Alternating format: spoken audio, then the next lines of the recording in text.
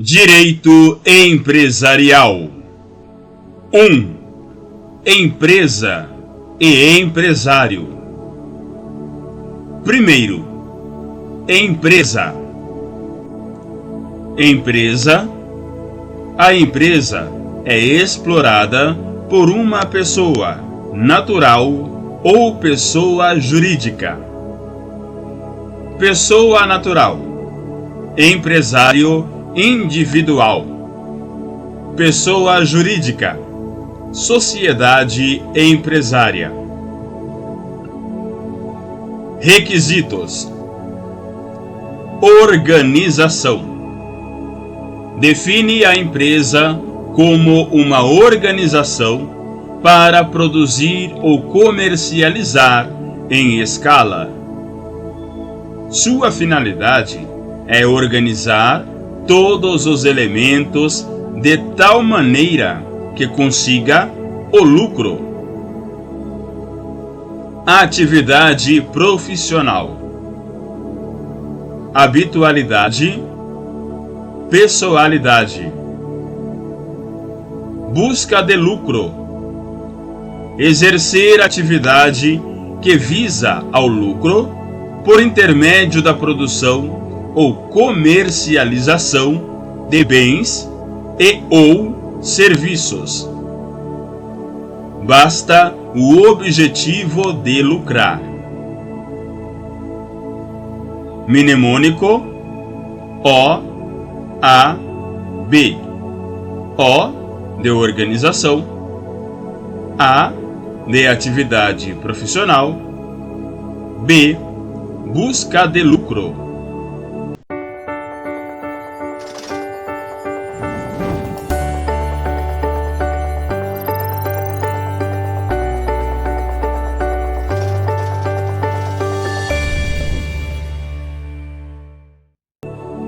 Segundo, empresário.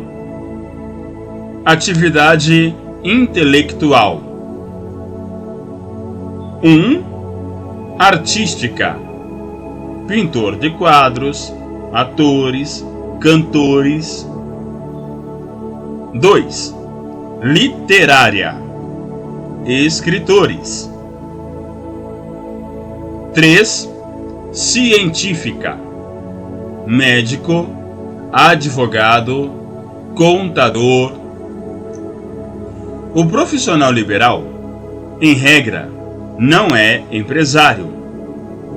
Contudo, quando a atividade intelectual for absorvida por elementos de empresa, estrutura empresarial, a atividade intelectual se transformará em atividade empresarial. Tome nota. Observação. Sociedade de advogados não poderá ser considerada empresária, ainda que o exercício da profissão seja absorvido pela empresa. Proibição no Estatuto. Assim, sempre será sociedade simples. O empresário individual é aquele que exerce a empresa, utilizando-se da personalidade jurídica de pessoa natural. Ou seja, a empresa faz parte de seu patrimônio pessoal, havendo, portanto, confusão patrimonial e responsabilidade do patrimônio pessoal. Sua identificação é por firma. Observação. Empresário casado não pode ser sócio do cônjuge no regime de comunhão universal ou separação obrigatória.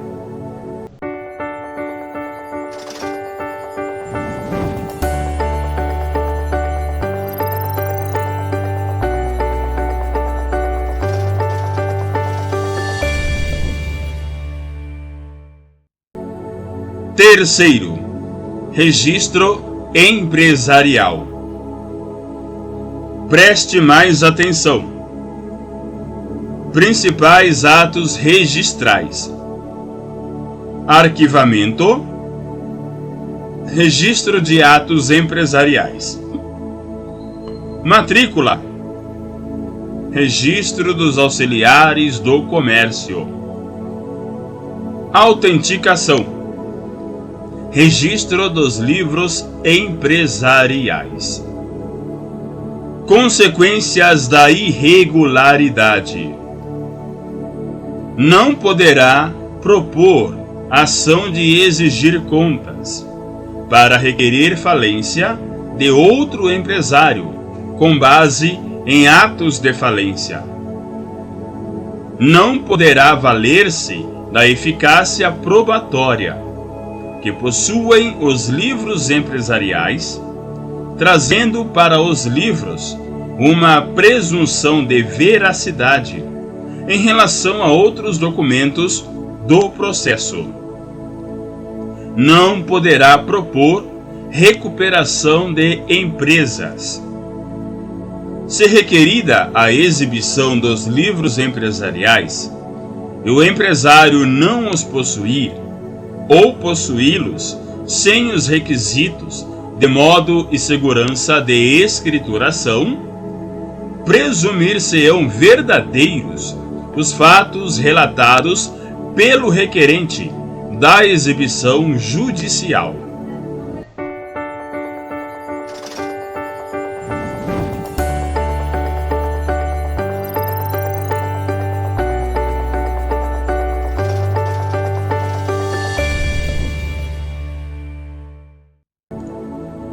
Dois, sociedades. Principais espécies. Quarto, sociedade em comum. Hipóteses: A. Apenas de fato, por não terem sequer contrato escrito. B. Possuem contrato escrito não registrado. C. Mesmo registradas, passaram por uma substancial mudança em suas cláusulas essenciais, não as tendo levado a registro. Responsabilidade perante os sócios, solidária. Perante terceiros, é limitada, respondendo primeiro o patrimônio especial e, exaurido este, o patrimônio pessoal dos sócios. Observação: perde o benefício de ordem aquele que contratou pela sociedade.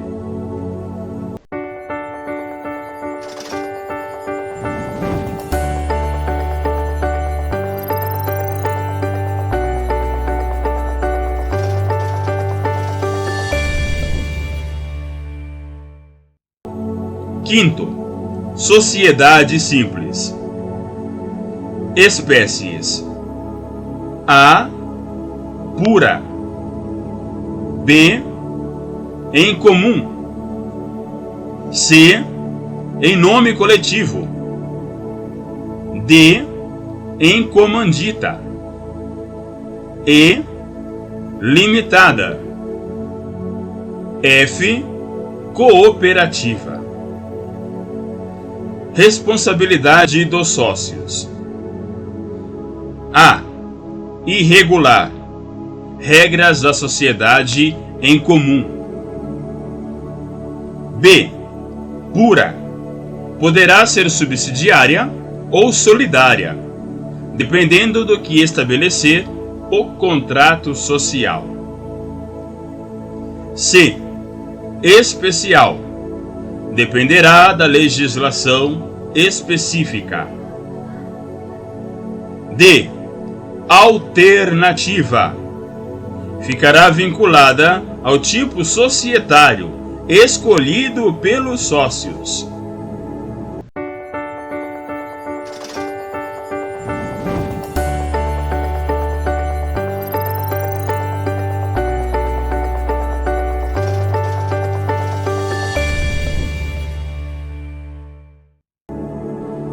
Sexto, sociedade limitada.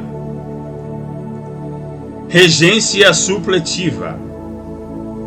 No silêncio do contrato social, adotam subsidiariamente as regras da sociedade simples, podendo os sócios optar pelas supletivas das sociedades por ações. Venda de cotas.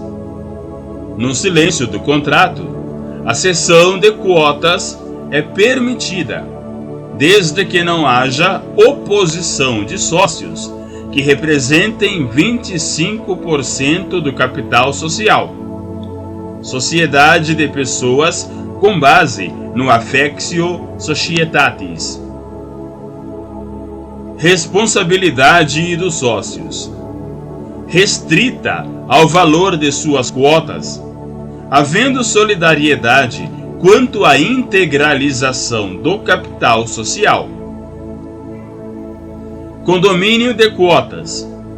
As cotas são indivisíveis, mas podem ter mais de um titular em condomínio, quando seus direitos serão exercidos pelo representante dos condôminos. Por exemplo, inventariante. Todos os condôminos têm obrigação solidária pela integralização do capital social. Vedação à contribuição por mera prestação de serviços. Sócio remisso. Inadimplente com sua parcela do capital social não integralizado. Consequências: sócio que pagou sua parte poderá excluí-lo da sociedade após notificá-lo e reconstituir a sociedade com outro sócio de sua confiança ou convertendo em unipessoal ou empresário individual.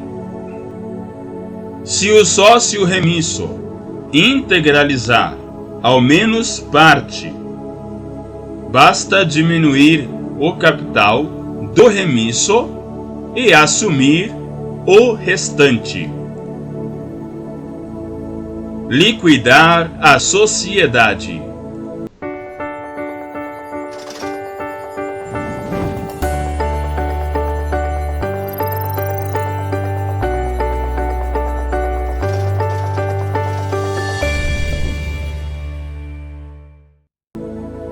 Sétimo, sociedade anônima.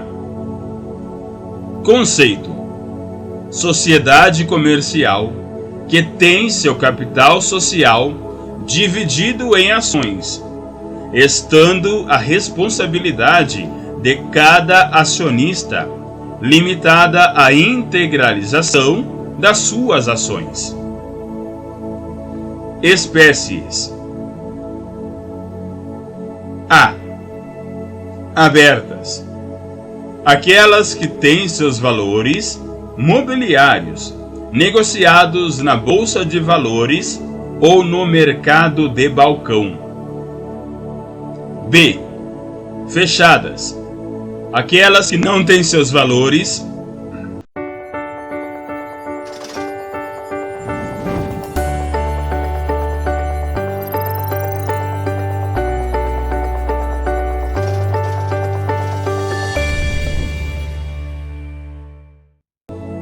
Oitavo, ações.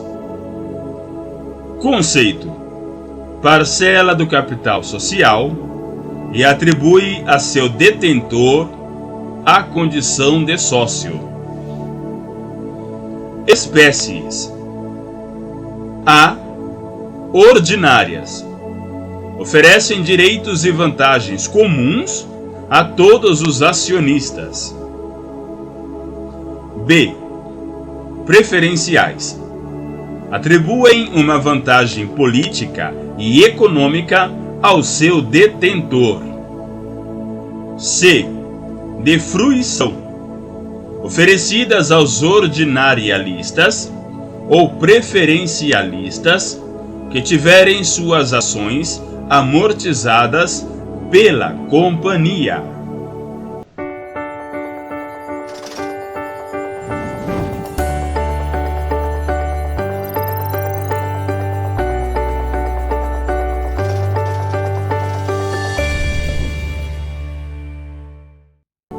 Voto plural.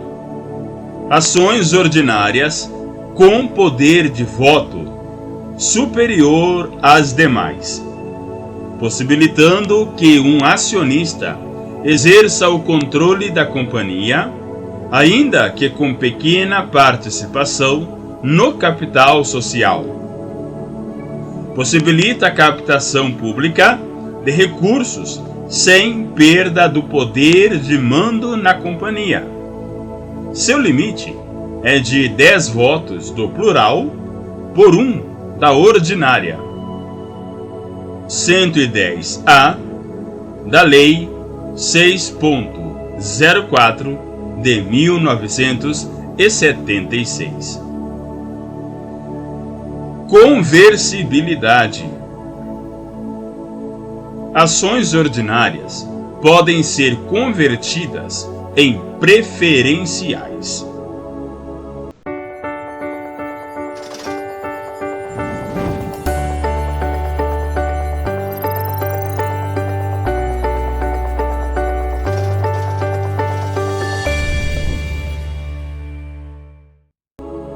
Três. Estabelecimento. Nono. Conceito de estabelecimento: complexo de bens, materiais e imateriais, reunidos para o desenvolvimento da atividade empresarial. Possui um valor econômico próprio, distinto do valor dos bens que o compõem. Universalidade de fato.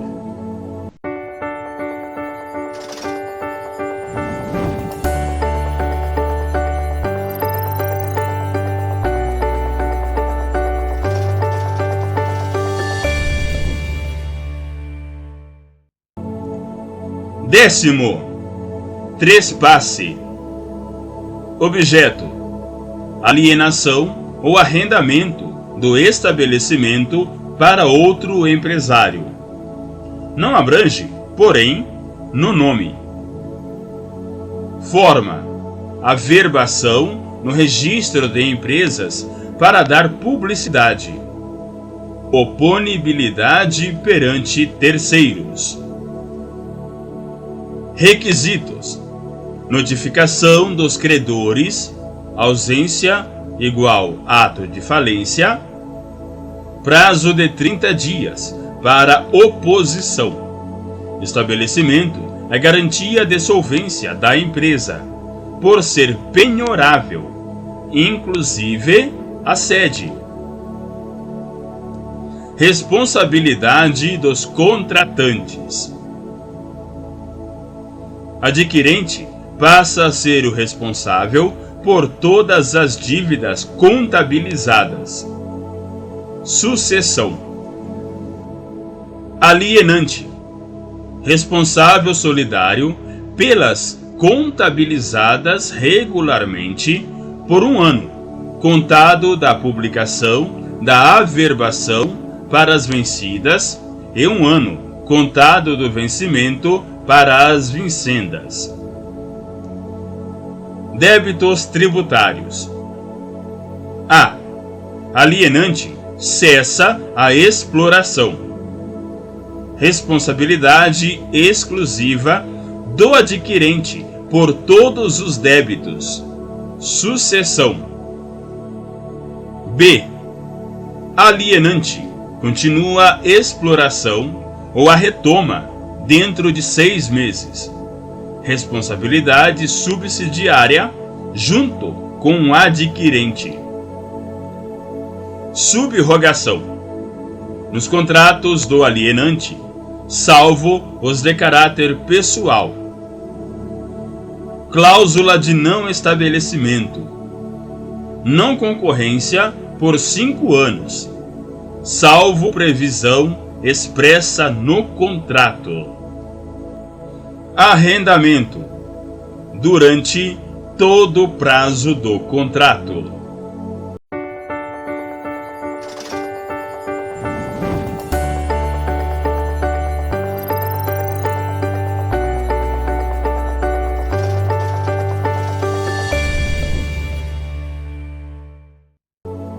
Décimo primeiro, nome empresarial.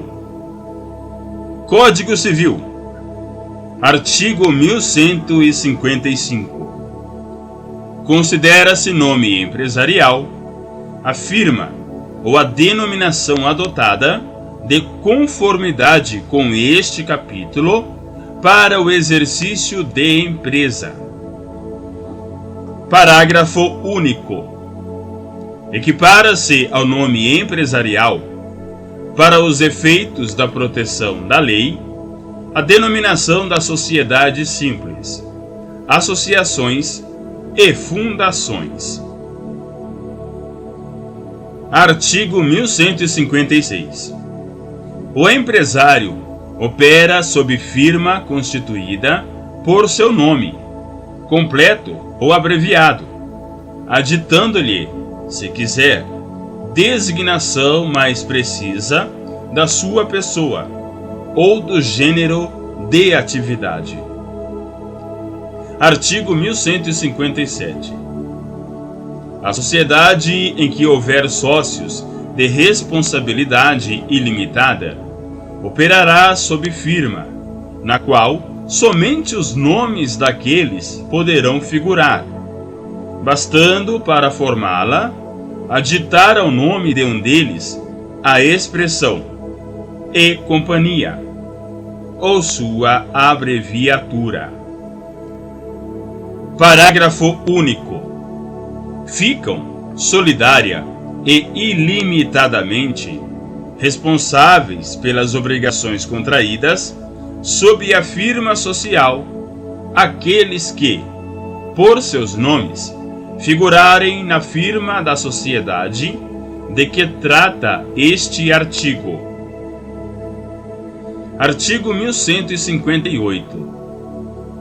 Pode a sociedade limitada adotar firma ou denominação integradas pela palavra final limitada ou a sua abreviatura.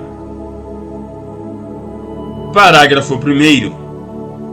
A firma será composta com o nome de um ou mais sócios, desde que pessoas físicas, de modo indicativo da relação social.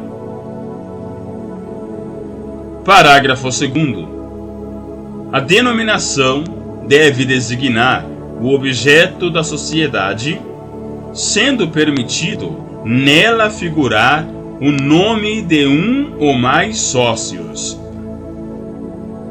Parágrafo 3º. A omissão da palavra limitada determina a responsabilidade solidária e ilimitada dos administradores que assim empregarem a firma ou a denominação da sociedade. Artigo 1159. A sociedade cooperativa funciona sob denominação integrada pelo vocábulo cooperativa. Artigo 1160.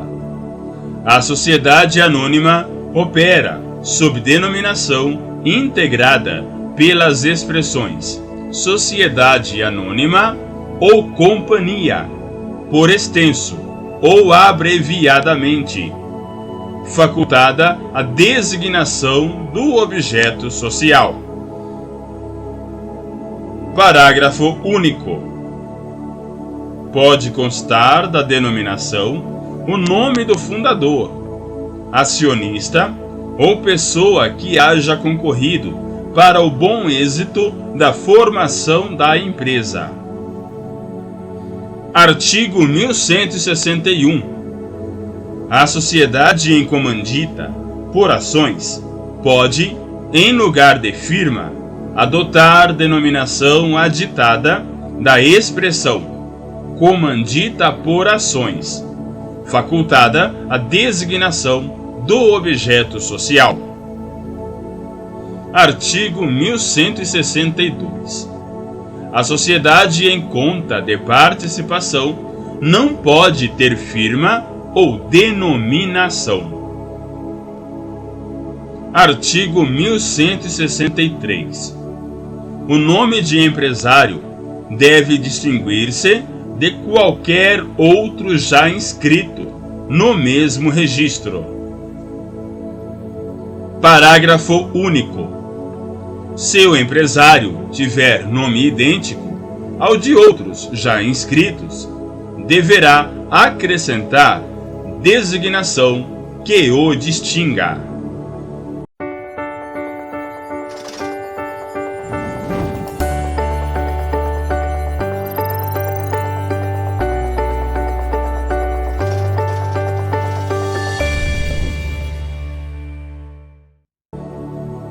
Artigo 1164. O nome empresarial não pode ser objeto de alienação. Parágrafo único. O adquirente de estabelecimento, por ato entre vivos, pode, se o contrato o permitir, usar o nome do alienante, precedido do seu próprio, com a qualificação de sucessor. Artigo 1165.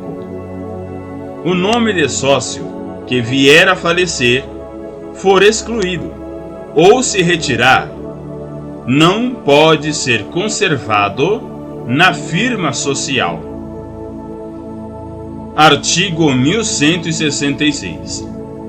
A inscrição do empresário ou dos atos constitutivos das pessoas jurídicas ou as respectivas averbações no registro próprio asseguram o uso exclusivo do nome nos limites do respectivo Estado. Parágrafo único.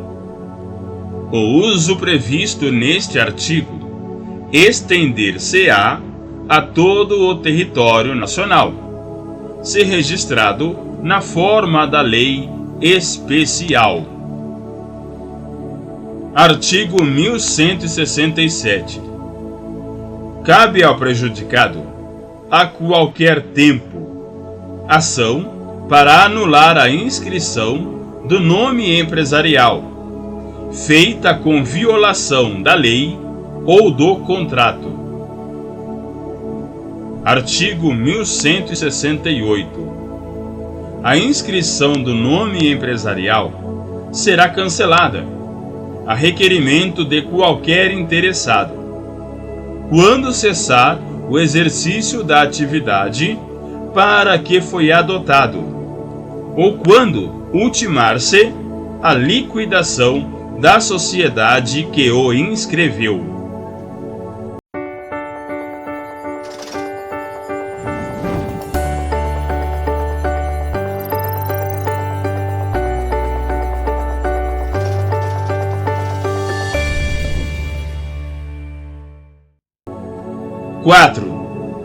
Títulos de crédito.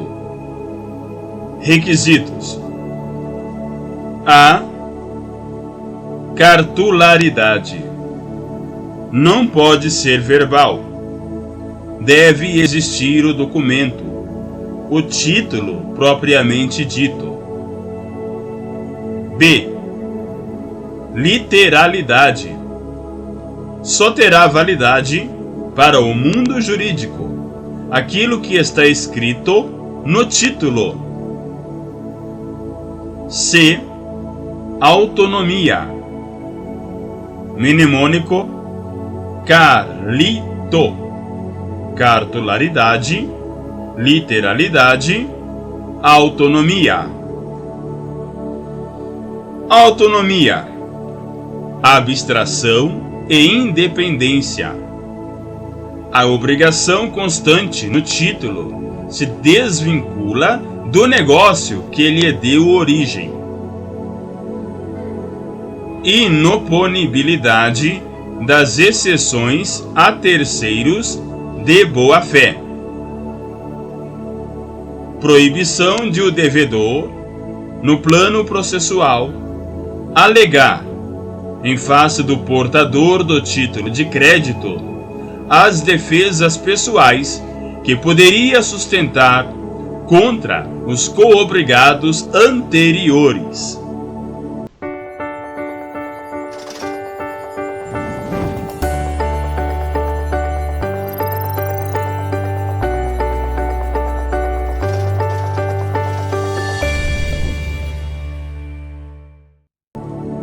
Décimo segundo, endosso. Translativo. Transferência do título não pode ser proibido e não se admite endosso parcial. Não se admite o endosso condicional. Em branco, ao portador. Em preto, nominal. Mandato. Poderes apenas de representação do endossante. Pode endossar novamente nessa condição. Poderes não cessam com a morte ou incapacidade do endossante. Póstumo.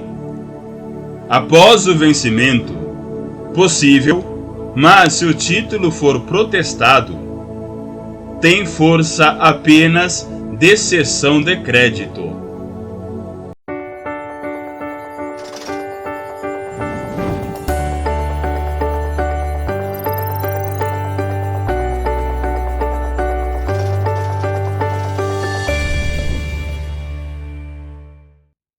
Décimo terceiro, aval. Garantia pessoal no título. Em branco, não indica a avalizada, reputando-se o sacador, emitente do título. Em preto, identificação do avalizado. Simultâneo, mais de um avalista para o mesmo avalizado. Em branco e superpostos, são considerados em benefício do sacador. Sucessivo. Um avalista garante o outro avalista. Depende de cláusula expressa, não sendo presumido.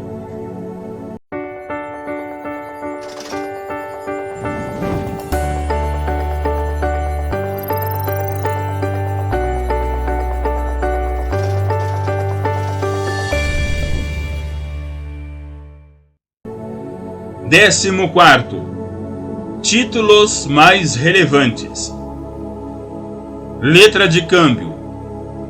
Título abstrato que corresponde a um documento formal decorrente da relação de crédito entre duas ou mais pessoas. Por essa relação de crédito, o sacador dá ordem do pagamento pura e simples, à vista ou a prazo, ao sacado, a seu favor ou de terceira pessoa, tomador ou beneficiário, no valor e nas condições nela constantes. O aceite do sacado é seu requisito de exigibilidade. Portanto, aceite limitativo é aquele em que o sacado aceita pagar apenas uma parte do valor do título. Cláusula não aceitável é a que traz a proibição do aceite antes da data de seu vencimento. Prescrição. A.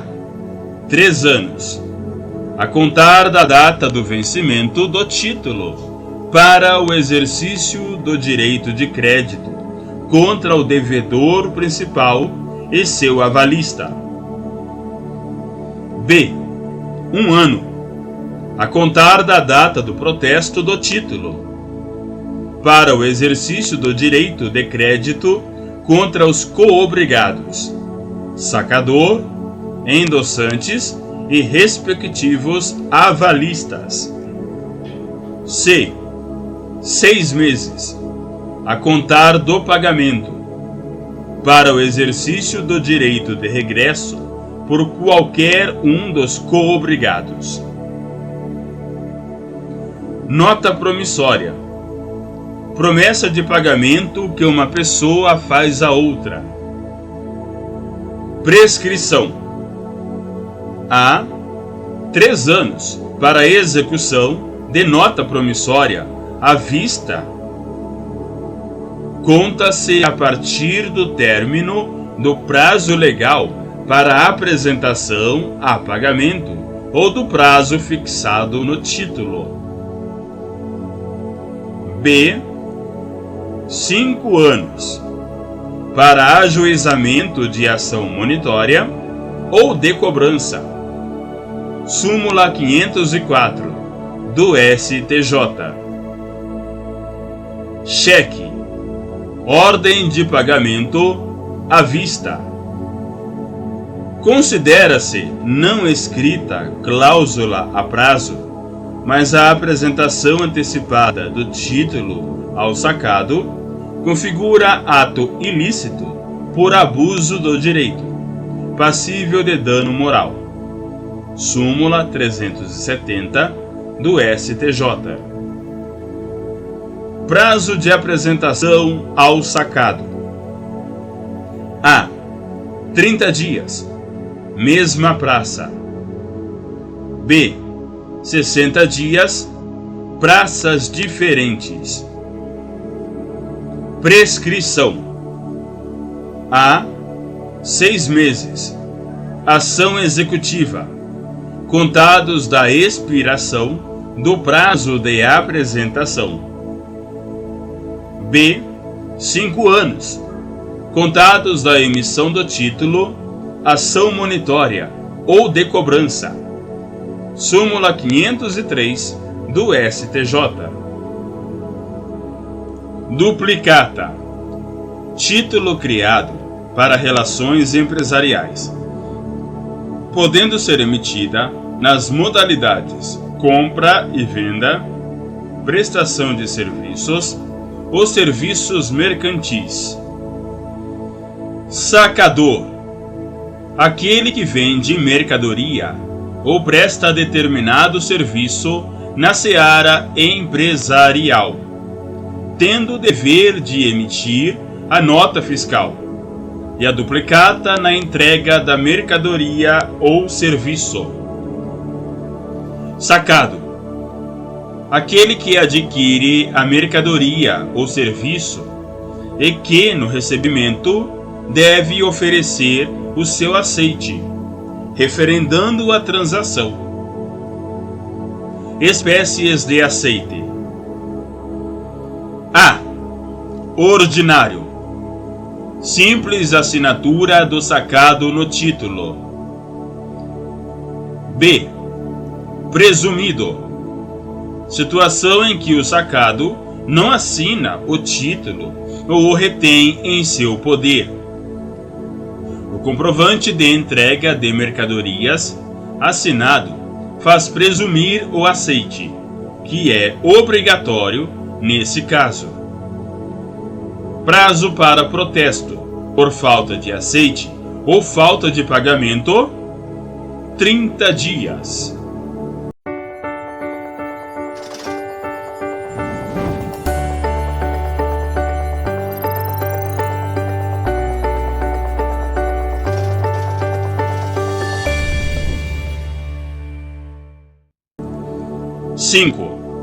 Contratos empresariais.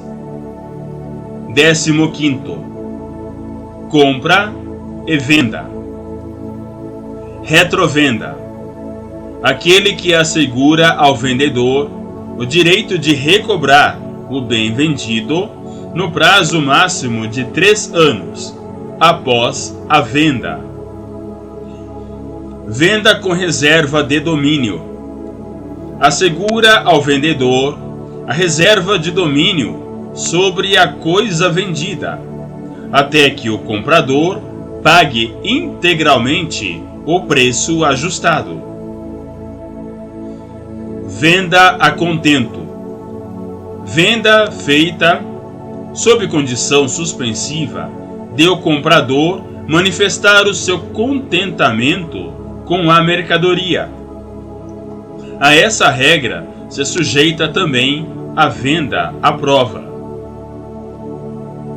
Preempção ou preferência: assegura ao vendedor o chamado direito de prelação, segundo o qual o comprador que quiser vender ou dar em pagamento o bem que adquiriu do vendedor tem que oferecer a este, nas mesmas condições de preço, o direito de preferência, não podendo ser cedido ou passado a herdeiros, pois se trata de um direito exclusivo do vendedor.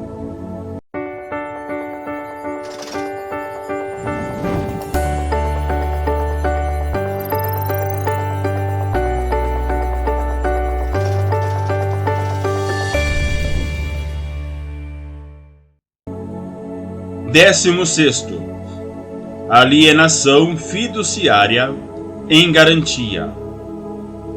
Conceito: representa a venda em garantia de um bem financiado, móvel ou imóvel, por meio do fiduciário, passa a ter o domínio resolúvel e a posse indireta, independentemente de tradição, e o devedor, o financiado ou fiduciante, a posse direta do bem e o respectivo depósito.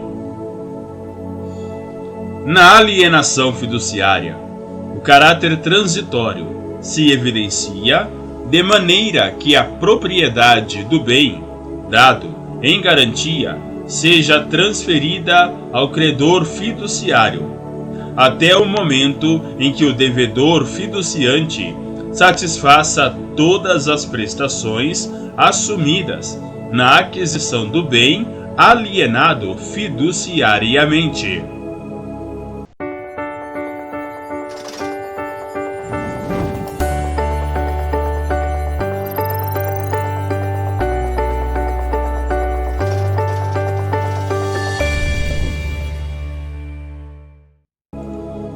Décimo sétimo: arrendamento mercantil.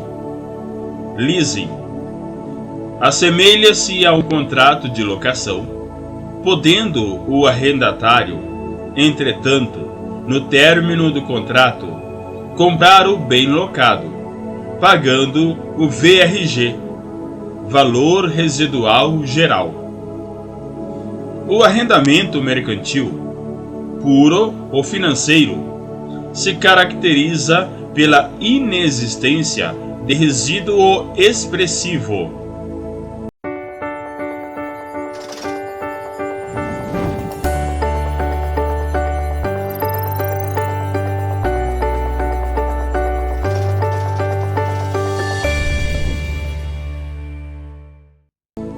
Décimo oitavo: franquia.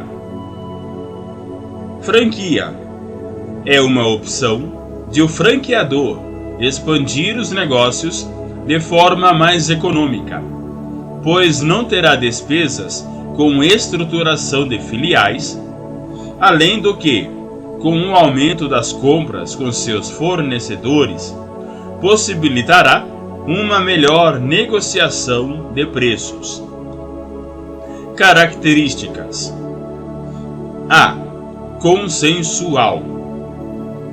B. Bilateral. C. Oneroso. D. Escrito. E. Assinado por duas testemunhas. F. Validade após registro. Espécies. Engineering. O franqueador orienta o franqueado no processo de montagem e planejamento de seu estabelecimento. Management. O franqueador orienta o franqueado sobre o processo de treinamento de sua equipe de funcionário e gerência. Marketing. O franqueador orienta o franqueado sobre divulgação e promoção dos produtos.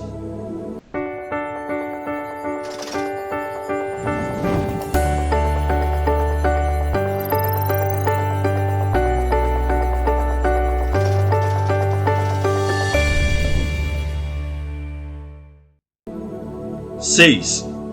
Falência e recuperações judiciais. 19.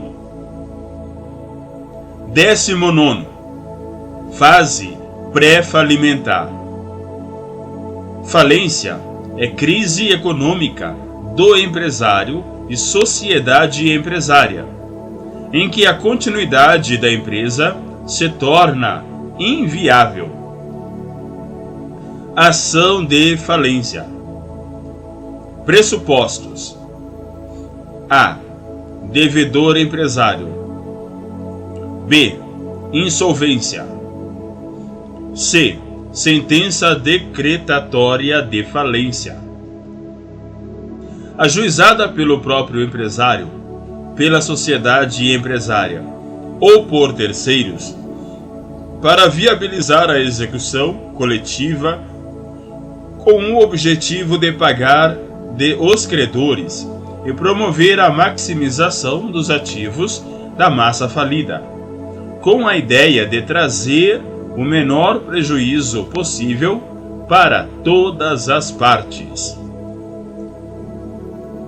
Competência: local em que se encontra o maior volume de negócios do falido. Fase pré-falimentar. Ou fase pré-falimentar. Causas: a falência pode ser proposta por A. Impontualidade injustificada. B. Execução frustrada. C. Atos de falência.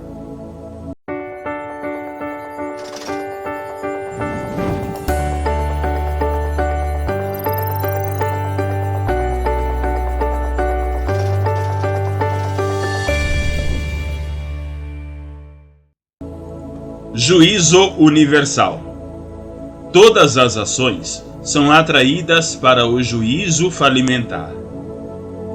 Não se aplica para sociedade simples, empresas públicas, sociedades de economia mista, cooperativas de crédito,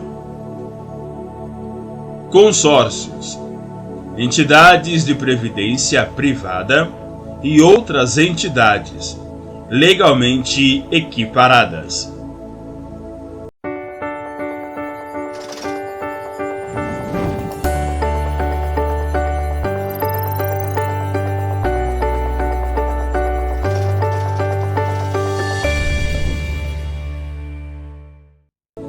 Vigésimo. Hipóteses de falência. Impontualidade injustificada. Título ou títulos executivos que ultrapassem 40 salários mínimos, mais protesto para fins falimentares. Execução frustrada. Devedor não paga ou não garante o juízo dentro do prazo legal. Atos de falência. Liquidação precipitada de seus ativos. Pagamentos ruinosos ou fraudulentos. realiza ou tenta realizar inequivocamente negócio simulado ou alienação de parte ou da totalidade do seu ativo a terceiro, com o objetivo de retardar pagamentos ou fraudar credores. Trespasse irregular ou simulado. Dá ou reforça a garantia a credor ficando insolvente. Ausenta-se sem deixar representante habilitado e com recursos suficientes para pagar os credores. Abandona estabelecimento. Tenta ocultar-se de seu domicílio, do local de sua sede ou de seu principal estabelecimento. Inadimplemento de obrigação do plano de recuperação judicial.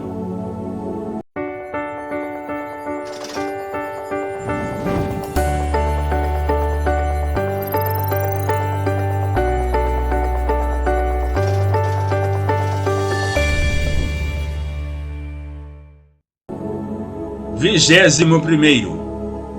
Procedimento: fase falimentar e pós-falimentar. Rito do processo falimentar. 1. Quando o pedido for realizado pelo próprio devedor, o rito a ser seguido é o previsto nos artigos 105 a 107 da Lei de Recuperação e Falência. 2. Nos demais casos, segue-se o rito do artigo 98 da mesma lei. Falência, autofalência, sentença, decretação e falência, arrecadação de bens, liquidação, pagamento dos credores, encerramento da falência. Falência, pedido do credor, causas de insolvência, defesas preliminares, sentença, denegação da falência. Defesa. O devedor poderá se defender no prazo de 10 dias, via contestação, no que poderá elidir a falência, pedir recuperação ou demonstrar que os requisitos para o pedido de falência não foram preenchidos. Decisão que decreta a quebra. Tem efeito de decisão interlocutória, pois apenas dá início ao processo de falência. Verificação de créditos. O administrador judicial deve verificar os créditos, sendo que, de forma simultânea, a sentença explicita prazo de 15 dias para as habilitações. Arrecadação dos bens e documentos. É compromisso do administrador judicial a arrecadação dos bens e documentos da massa falida, para futuramente promover a venda para a liquidação de seus ativos e pagamento dos credores. Verificação de contas. Após a verificação de contas do administrador por decisão judicial, é possível o encerramento da falência. Encerramento da falência se dá por decisão judicial que levará em conta, no mínimo, pagamento de 50% dos créditos quirografários, além de outras hipóteses. Administrador judicial, verificação dos créditos, publicação da relação inicial, 15 dias para verificar o nome do credor na lista ou requerer sua habilitação ou impugnações, 45 dias para publicação novo edital, 10 dias para a apresentação de impugnações. Ordem de pagamento dos créditos. Natureza e beneficiário. Créditos extraconcursal, pagamento antecipado. Verbas salariais imediatas. Para o crédito extraconcursal, restituição em dinheiro, remuneração de trabalhadores, do administrador judicial e dos auxiliares, quantias fornecidas à massa pelos credores, despesas com arrecadação, administração, realização do ativo e distribuição, custas judiciais da massa e atos jurídicos válidos praticados durante a recuperação e após a decretação da falência.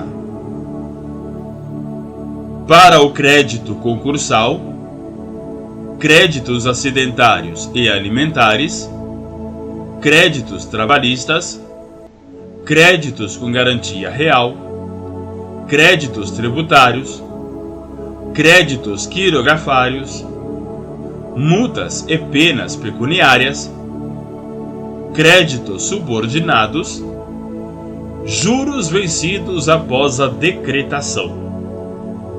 E para a devolução de saldo, o beneficiário é o empresário ou sociedade empresária. Fase pós-falimentar. Concluída a realização de todo o ativo e distribuído o produto entre os credores. A. Administrador judicial apresentará suas contas ao juiz no prazo de 30 dias. B. O juiz decidirá, por sentença, se aprova ou não as contas apresentadas pelo administrador judicial. 1. Havendo impugnação ou parecer, o administrador será ouvido novamente, após suas contas serão julgadas.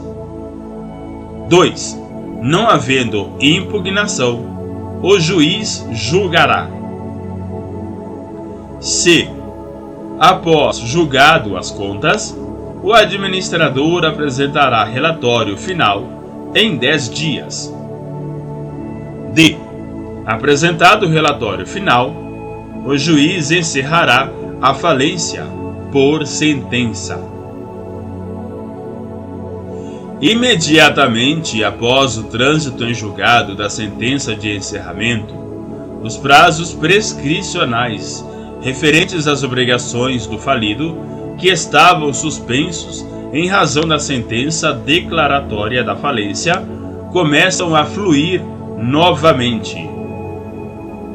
Extinção das obrigações. Somente será proferida a sentença de extinção das obrigações se presente uma das seguintes hipóteses: A. Pagamento de todos os créditos. B. Pagamento depois de realizado todo o ativo de mais de 25% dos créditos quirografários, sendo facultado ao falido o depósito da quantia necessária para atingir essa porcentagem, se para tanto não bastou a integral liquidação do ativo. C. O decurso do prazo de 3 anos, contado da decretação da falência, ressalvada a utilização dos bens arrecadados anteriormente, que serão destinados à liquidação para a satisfação dos credores habilitados ou com pedido de reserva realizado.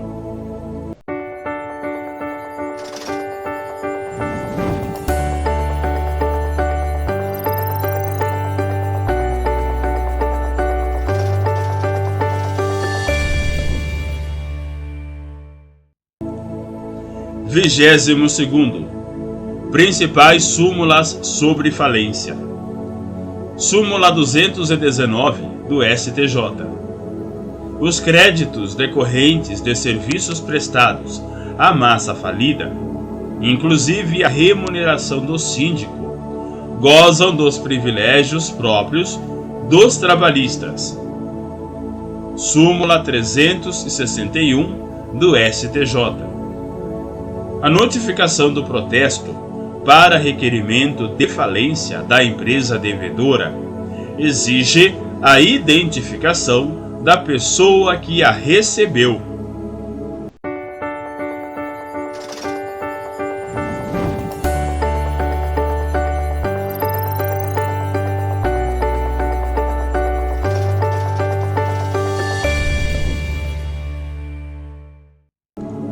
Vigésimo terceiro. Recuperação judicial. Legitimidade ativa. A. Empresário em crise. B. Sociedade empresária em crise. C. Cônjuge sobrevivente. D. Herdeiros. E. Inventariante. F. Sócio remanescente.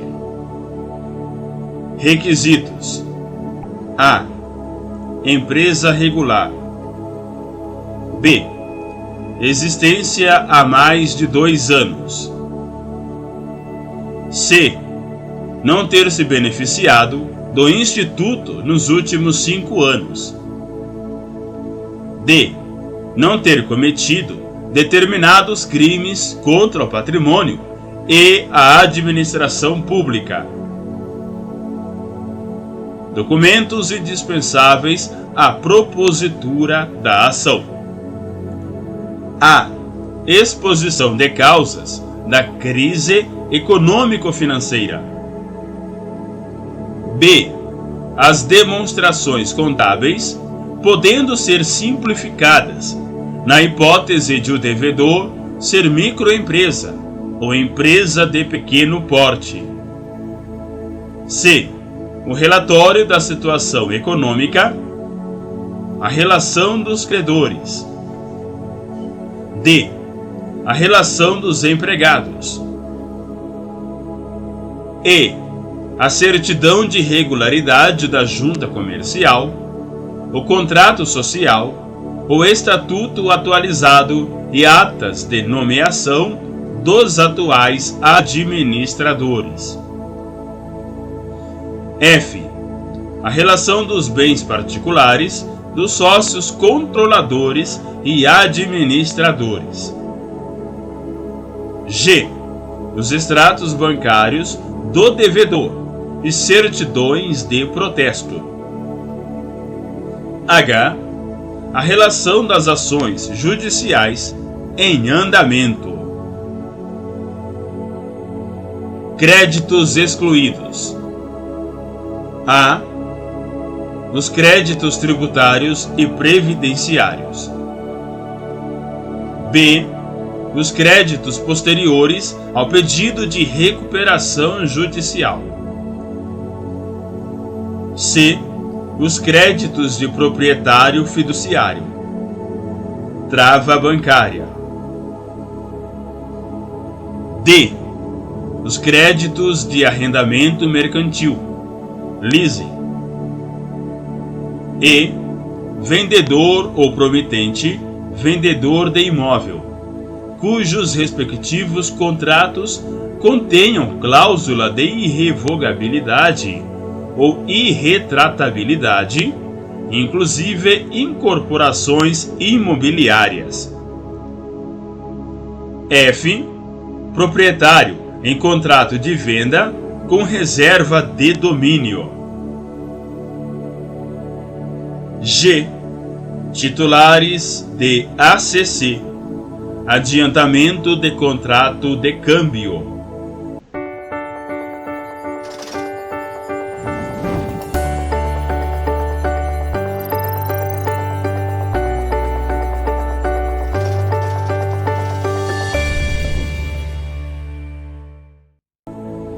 24º. Procedimento da recuperação judicial. Recuperação judicial, processamento, deliberação do plano. A aprovação do plano, cumprimento do plano, encerramento da recuperação judicial. A aprovação do plano, descumprido o plano, falência. Rejeição do plano, falência.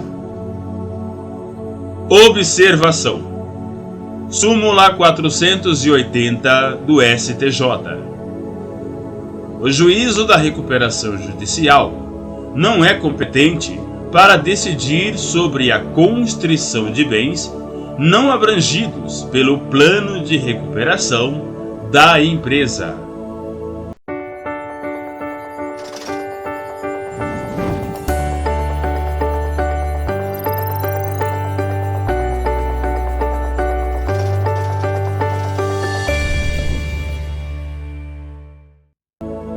Vigésimo quinto. Stay period. Suspensão das ações e prescrições. 180 dias. Prorrogáveis por mais 180 apenas uma vez, se não houver culpa do devedor. Exceções: ilíquidas, trabalhistas, tributárias, extraconcursais.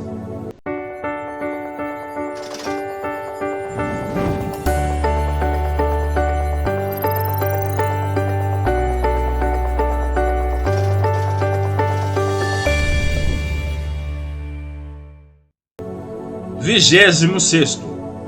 Aprovação do plano. Simples, sem objeções. Em assembleia, com objeções. Aprovação por mais da metade dos créditos presentes e em todas as classes. Aprovação forçada. Cram down. O juiz poderá conceder a recuperação judicial com base em plano que não obteve aprovação na Assembleia Geral de Credores, desde que, na mesma Assembleia, tenha o plano obtido de forma cumulativa. A. O voto favorável de credores que representem mais da metade do valor de todos os créditos presentes à Assembleia, independentemente de classes. B. A aprovação de duas das classes de credores pelo quórum qualificado, ou, caso haja somente duas classes com credores votantes,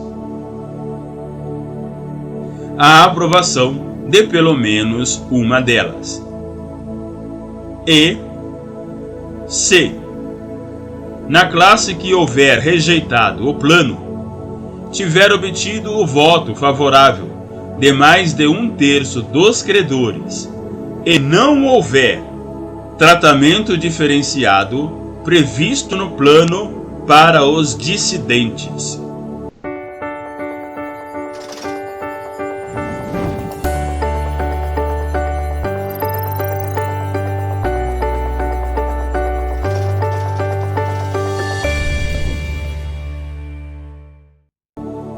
Vigésimo sétimo. Novação dos créditos.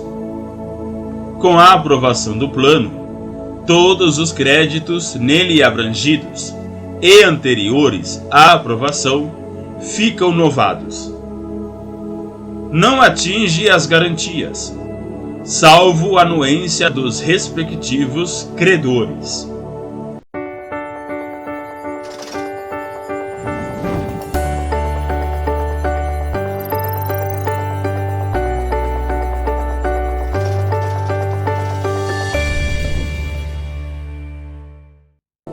Vigésimo oitavo. habilitações de créditos. Tempestiva: 15 dias da publicação do edital de aviso do processamento da recuperação. Confere direito de voto na Assembleia Geral de Credores. Retardatária: após esse prazo, não tem direito a voto, salvo trabalhista. Autuação em separado. Incidente: se for após a formação do quadro geral de credores, tramitará, por procedimento comum, ação.